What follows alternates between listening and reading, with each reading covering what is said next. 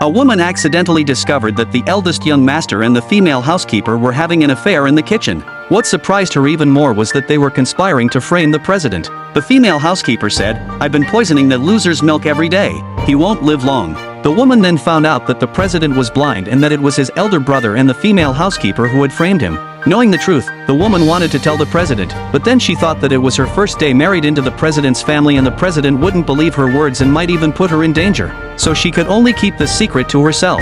When everyone was having breakfast together, the female housekeeper, as usual, brought a cup of milk to the president. The woman was worried that the president would drink the poisoned milk, so she deliberately said that the milk was too hot, snatched the milk from the president's hand, and told the female housekeeper that the president's diet and daily life would be taken care of by herself since she was already married to the president and was the president's wife. After saying that, the woman took the poisoned milk outside and poured it out. At night, when the woman was helping the blind president change his clothes, the female housekeeper brought another cup of highly toxic milk. Knowing that constantly refusing wasn't a solution and only exposing their conspiracy could truly protect the blind president, the woman pushed the president onto the bed intentionally. When the housekeeper came in with the milk and saw the awkward scene, she hurriedly apologized to the president and the woman. The woman angrily got up, took the milk from the housekeeper's hand, and casually poured it into the vase. The female housekeeper nervously asked the lady why she did that. The woman said, "I'm now married to the president. From now on, you can come in only when I allow you to." The female housekeeper knew that the woman in front of her was not easy to deal with and could only hurriedly say sorry.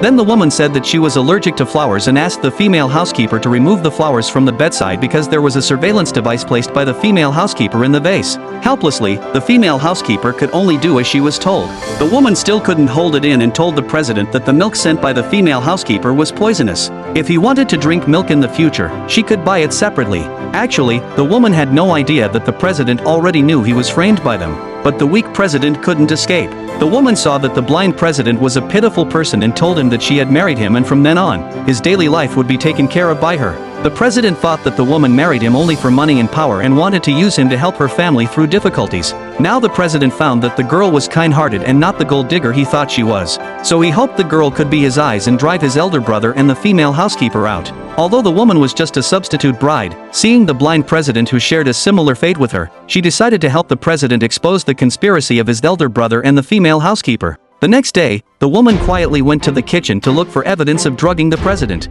The woman rummaged through cabinets and drawers and finally found a bottle of poison in a drawer. Just then, the female housekeeper suddenly appeared and asked what the woman was doing. The woman nervously said that she was looking for something and then left quickly. But this excuse aroused the suspicion of the female housekeeper. As soon as the woman returned to the president's room, she saw the president convulsing all over.